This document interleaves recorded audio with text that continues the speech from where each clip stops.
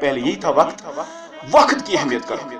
دیکھو اگر میں اسلامی دنیا کو چھوڑ کر عام مغربی دنیا کی بات کروں, if you can take the Einstein, if you can take the Feynman, Aristotle, Lord Smith, Macaulay, آج فزکس ادھوری ہے اگر ہم آئنسٹائن کا مطالعہ نہیں کریں گے. آج فزکس ادھوری اگر فینمین کا مطالعہ نہیں کریں گے. آج بایو سائنسز انکمپلیٹ ہے اگر ایرسٹوٹل کی طرف رخ نہ کریں گے. وہ لوگ کب چلے گئے؟ صدیوں سال پہلے اس سادہ مٹی کے نیچے مدفون ہے, مگر آج بھی زندہ ہے, نظریاتوں میں زندہ ہے, اپنی تھیوریز میں زندہ ہے, کیونکہ ان لوگوں نے وقت کو ضائع نہیں کیا. آپ دیکھتے ہیں اکثر سائنٹسٹ اپنے ریفرنسز میں دیکھو, ٹیکسٹ بکس میں دیکھو, ان کے بال زیادہ لمبے تھے, ہے نا, وہ ڈیلیبریٹلی نہیں رکھتے تھے. میں نے اکثر سنا ہے کہ میں نے کچھ لٹریچر کی کتابیں پڑھی ہیں, ان کو فرصت ہی نہیں تھی کہ وہ اپنے بال کاٹیں. وہ ایکسپیریمنٹ میں, وہ لیبوں میں ہوتے ہیں, صبح سے شام تک اپنی قوم کے لیے, اپنے نظریات کو سسٹین کرنے کے لیے محنت کرتے تھے, خون پسینہ ایک کرتے تھے. اور اکثر سائنٹسٹ جو تھے, حالانکہ انہوں نے اتنے عظیم, آج ایڈیسن ہماری بلب کے روپ میں, آج الیکٹریسٹی کے روپ میں کچھ سائنٹسٹ ہیں, اسی لیے ہم یہ پروگرام کر رہے ہیں. پھر لاؤڈ سپیکر کے through, social media, electronic print media کے تھرو ہمیں زندگی گلوب ولیج بن گئی. مگر آپ دیکھیے وہ کتنے سمپل تھے. آج ہمارے نوجوان صرف برانڈڈ کرتے ہیں, برانڈڈ کے سوا ان نوجوانوں کی وہ ٹس مس نہیں ہوتے.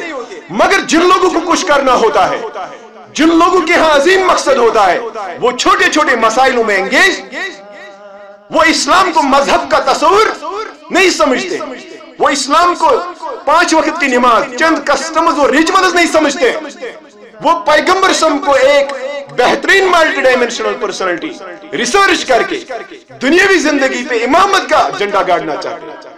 مگر یہ وہی لوگ کر سکتے ہیں جو ٹائم کی اہمیت جانتے ہیں. اس کی مثال علامہ یوسف القرضوی مدد اللہ علیہ, وہ ایک کتاب لکھتے ہیں وقت کی اہمیت, جو یہاں پر ہمارے پاس آؤٹ اسٹوڈنٹس ہیں, یہ کتاب آپ ضرور پڑھ لیں, اپنے گھر میں اس کتاب کو لانا. وقت کی اہمیت, اس کا انگلش ورژن ہے امپورٹنس آف ٹائم. اس میں فرماتے ہیں کہ میرے جو نوجوان ہیں, امت مسلمہ کا نوجوان, امت مسلمہ کے طلباء, اگر آپ کو وقت کی اہمیت سمجھ نہیں آتی تو ذرا دیکھیے وقت کی اہمیت. جب آپ کسی ندی کے کنارے جاتے ہو, کسی سمندر یا کسی ندی کے کنارے, دریا کے کنارے جاتے ہو, اس نیت سے کہ میں وضو بناؤں, میں ہاتھ منہ دھو, آپ پانی کو ٹچ کرتے ہو, پانی کو چھو رہے ہو. مگر جب آپ پانی کو ٹچ کرتے ہو, اوپر ہاتھ اٹھاتے ہو, پھر آپ کا دل چاہتا ہے کہ میں پھر سے اس پانی کو ٹچ کروں, لیکن آپ نہیں کر سکتے ہو. لاکھوں دولت کھپا کے, لاکھوں توانایا, لاکھوں روپے خرچہ کے بھی آپ اس پانی کو پھر سے اپنے ہاتھ میں نہیں لا سکتے ہو, کیونکہ اس کی رفتار تیز ہے, وہ چلتی گئی. اگر آپ کو وقت سمجھنا ہے, نوجوانی سمجھنی ہے, تو یہی ہے, یہ پانی جو چلا گیا ہمارے ہاتھ سے.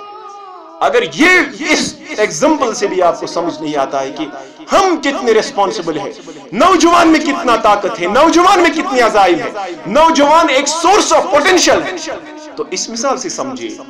پیلسٹائن ہے نا, پیلسٹائن کی ایک اچھا خاصا شہر ہے غزہ, ہے نا, جانتے ہو, سیو غزہ پڑھتے ہیں نا, جہاں پہ بدقسمتی سے اسرائیل جینوسائیڈ کر رہا ہے, ظلم کر رہا ہے. یہ ایک عیاں سی بات ہے نا, ہم پڑھتے ہیں.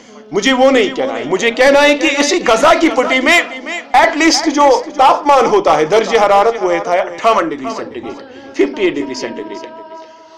اور اسی وادی میں, اسی جلستے ہوئے گرمی میں ایک برف فروش اپنا برف لے کے پکار رہا ہے کہ میرا برف لے لاؤ, میرا برف لے لو, کیونکہ میرا سرمایہ پگھلتا جا رہا ہے. 58 ڈگری سینٹی گریڈ جب تاپمان ہو, نیچے آئس, یہ تو لازمی سی بات ہے کہ اس پہ کوئی, یہ تو ممکن ہی نہیں ہے کہ یہ جو برف ہے یہ رہ جائے گا, یہ پگھلتا جائے گا. مگر اس گرمی کا, اس گرمی کی شدت کا اس برف فروش کے دل و دماغ پہ شدید احساس تھا. کون سی احساس تھا؟ اس کے دماغ پہ یہی احساس تھا کہ وہ درد بھرے لہجے میں پکار رہا تھا ان غزہ والوں کو, اے غزہ والو میرا برف لے لو, میرا برف لے لو, اگر آپ لوگ میرا برف نہ لے جاؤ گے میں تباہ و برباد ہو جاؤ. تو ایک سکالر لکھتے ہیں, اسی میں لکھتے ہیں کہ یہ محض کمرشل ڈرامہ نہیں ہے کہ اس کو برف بیچنا تھا اور ان کو لینا ہے. یہ نوجوان کے لیے ایک مثال ہے, وقت کے لیے ایک مثال ہے کہ آپ کی جوانی پگھلتی جا رہی ہے, آپ کی جوانی سکڑتی جا رہی ہے، آپ موت کے قریب جاتے ہو، موت آپ کے قریب آ رہا ہے، آپ کا ٹائم ختم ہو رہا ہے۔ اس سے پہلے سورج کی تاپمان، سورج کی جلستی ہوئی گرمی، سورج کا یہ ٹمپریچر اور اس کی ہاٹنس آپ کے سرمایے کو ختم کرے۔ میرے برف فروخت کرنے والے بھائی، آپ جلدی سے اپنے برف کو فروخت، یہ نوجوان ہے، میرے نوجوان، اس سے پہلے کہ آپ کی نوجوانی ختم ہو جائے، آپ کا پوٹینشل ختم ہو جائے، آپ کی ذہنی ساخت ختم ہو جائے، آپ کا پاور آف ریئلائز ختم ہو جائے، اس سے پہلے کہ وہ ختم ہو جائے، رخصت ہو جائے، اپنی زندگی سے پرواز ہو جائے، آپ اس کو دین اسلام کے لیے استعمال، انسانیت کے لیے استعمال کیجئے۔ یہاں پہ دوسرا لاجک میں آپ کو دینا چاہتا ہوں، جو یہاں پہ سائنس اسٹوڈنٹس ہوں گے، انسان کو محض بایولوجیکل ڈیتھ نہیں ہوتی ہے۔ بایولوجیکل ڈیتھ مینس کہ بیک وقت اس کے جسم سے اس کا روح پروان ہو جائے گا، ڈیتھ یہی نہیں ہے جتنا ہم سوچتے ہیں۔ اسلام ہمیں عظیم تصور دیتا ہے، اسلام سے باہر کوئی مذہب یا کوئی اور طریقہ کار، کوئی اور ایڈیولوجی کنکریٹ نہیں ہو سکتی ہے۔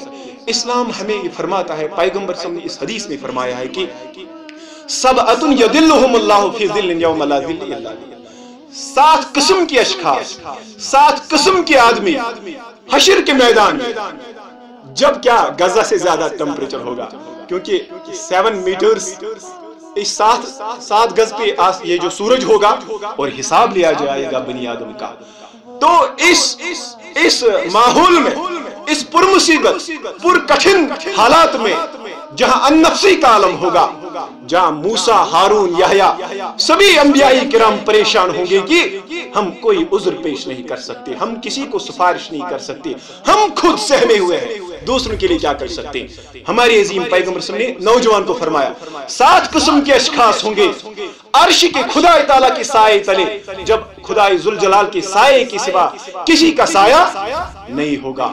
اس میں مجھے باقی نہیں چھیڑنے ہیں، امام العادل پہلا ہے، آپ چھوڑ دیجئے، خود اس پہ سوچنا امام العادل کی امپورٹنس کیا ہے۔ میں ڈائریکٹ دوسرے پہ آ جاؤں، وَشَابٌ نَشَأَ فِي عِبَادَةِ رَبِّهِ، وہ نوجوان جس کی نوجوانی ڈیولپ ہوئی، جنہوں نے نوجوانی کی نشو نما پائی مگر اسلام کے سائے تلے، وہ بھی کل حشر کے میدان میں اللہ تعالیٰ کے سائے تلے۔ ہم کیا کرتے ہیں؟ ہماری روایت کیا ہے؟ جب ہمیں پوری داڑھی سفید ہو جائے اور یہ جو عمر رسیدہ ہو جائے، بال بھی سفید ہو جائے، تب ہم اسلام کی خدمت کی بات کرتے ہیں، تب ہم اسٹرگل